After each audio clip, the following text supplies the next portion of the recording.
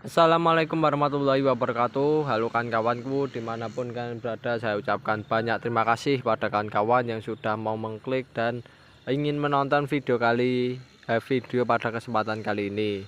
Dan pada sore kali ini kita berada di lahan tanaman cabai yang dimana kondisinya tanaman cabai ya beginilah kan kondisinya ya masih tetap ada yang hidup dan alhamdulillah masih diberi kesempatan ya untuk membudidayakan cabai untuk jauh lebih tumbuh dan berkembang. Dan pada kesempatan kali ini kawan-kawan kita lebih melanjutkan mengenai tentang agroklimatologi. Jadi kawan-kawan dalam proses budidaya tanaman salah satu ilmu yang dipelajari mengenai agroklimatologi.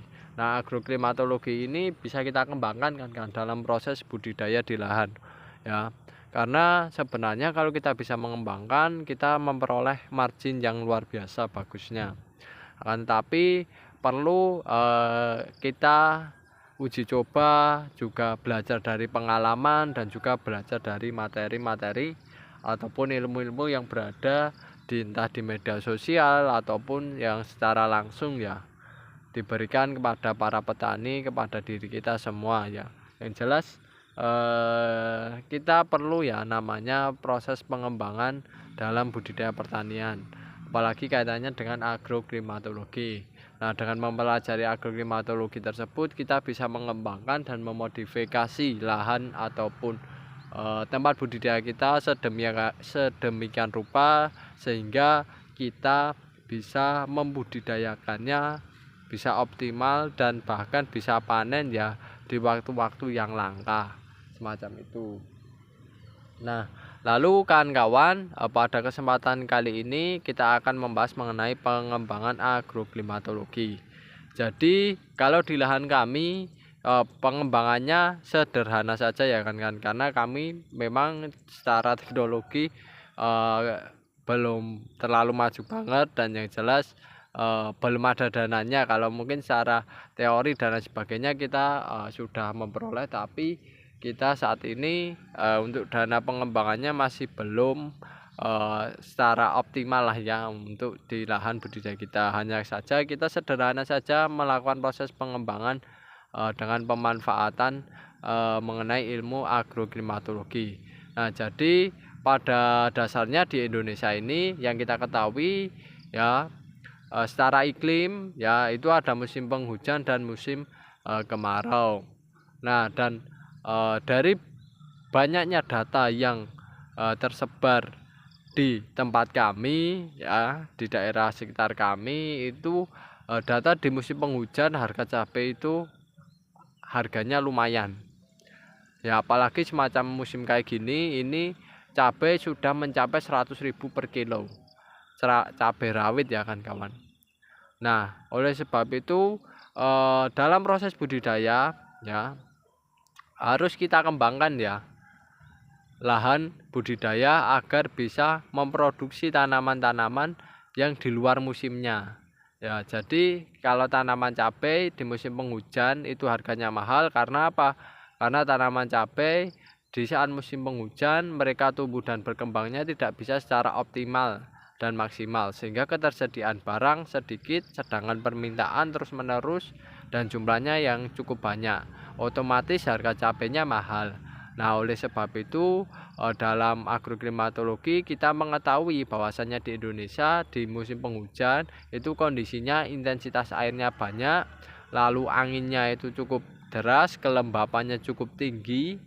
Nah, di sisi lain juga airnya itu banyak ya, menggenang dan lain sebagainya. Nah, oleh sebab itu kalau kita membudidayakan cabai kemungkinan untuk berhasil itu sangatlah tipis, sangatlah kecil kan kawan.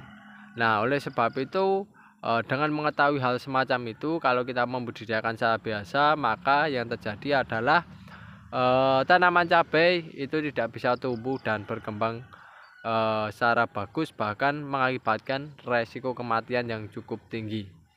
Nah, oleh sebab itu pengembangan yang kita lakukan dalam musim penghujan itu adalah yaitu dengan cara membuat bedengan semacam ini.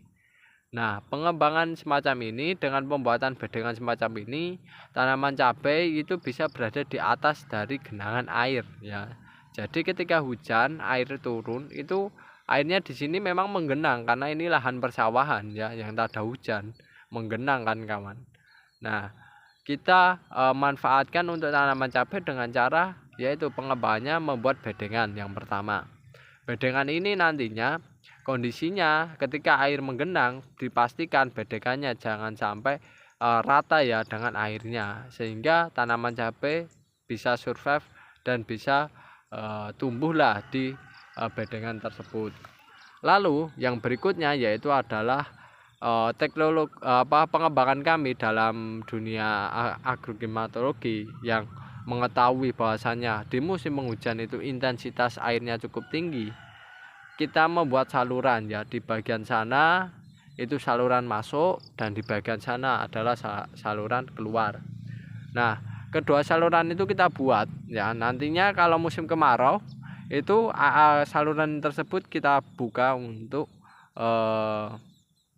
lahan kita agar air pada masuk ke lahan kita dengan mudah ya, sehingga penyiraman jauh lebih enak dan jauh lebih memudahkan. Akan tapi kalau musim penghujan saluran masuk kita tutup, sedangkan saluran buang kita buka agar apa, air bisa selalu keluar.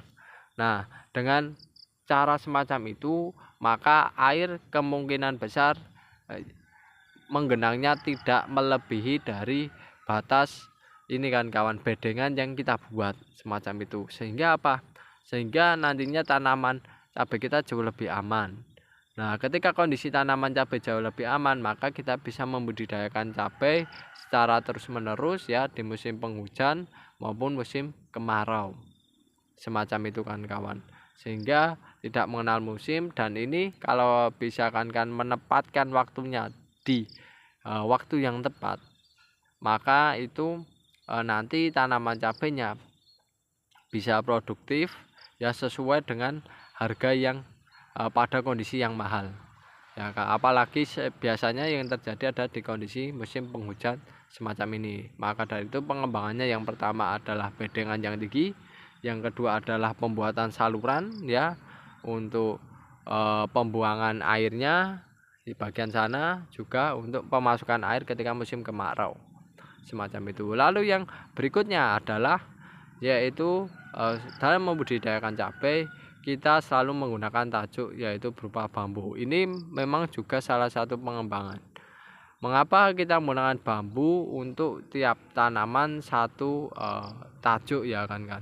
Ini tujuannya untuk memperkuat atau memperkokoh dari batang tanaman itu sendiri, yang dimana ketika musim penghujan itu ketika cabenya besar rimbun itu kalau terkena angin itu bisa patah kan kawan. Nah, oleh sebab itu kita berikan bambu sebagai tajuk ini untuk sebagai penahan ya ketika cabai tidak kuat, dan itu pun satu persatu untuk tiap-tiap tanamannya. Nanti diperkuat lagi dengan penggunaan tali ya yang yang dimana tali ini juga akan memperkuat satu dengan yang lainnya pada budidaya cabai ya kawan, yang kita lakukan semacam itu. Sehingga yang jelas adalah tanaman cabai kondisi musim penghujan mereka tetap tegak berdiri, di sisi lain juga air tidak menggenangi lahan budidaya, dan yang jelas cabai dalam kondisi lingkungan yang aman kan kawan, dengan cara dibedeng semacam itu.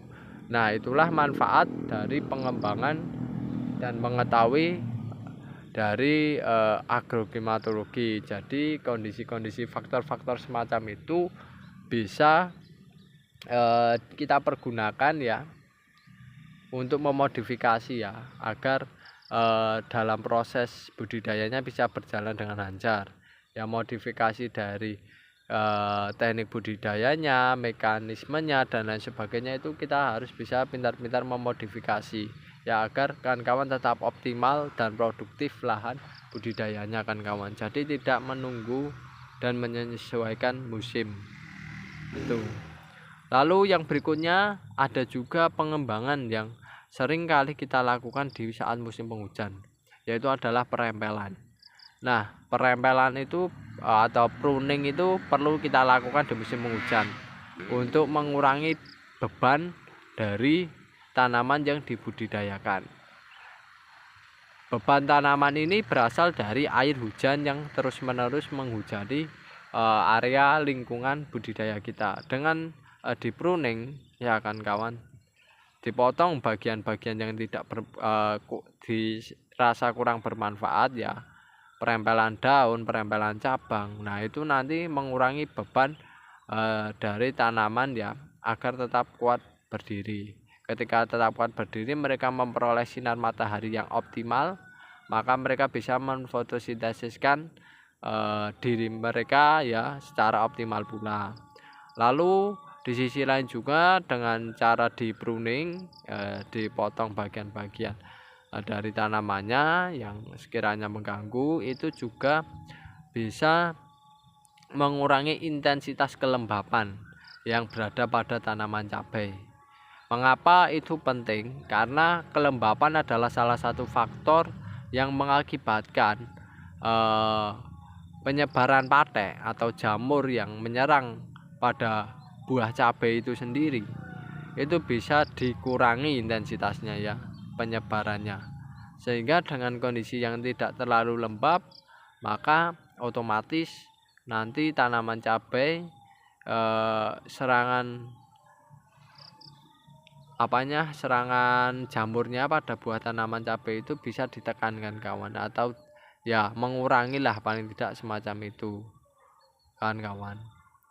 Dan di sisi lain juga dengan di pruning, ya kan kawan, itu nanti kaitannya juga memfokuskan unsur hara yang diserap pada tanah, ya. Ketika musim penghujan memang unsur haranya tidak terlalu banyak, maka perlu namanya pengoptimalisasian unsur hara dengan cara di pruning, sehingga dengan adanya di pruning harapannya unsur hara yang telah diproses di fotosintesis itu bisa berfokus pada buah cabainya, sehingga buah cabainya bisa berbobot dan lebih kuat, lebih tebal lah kan kawan, semacam itu.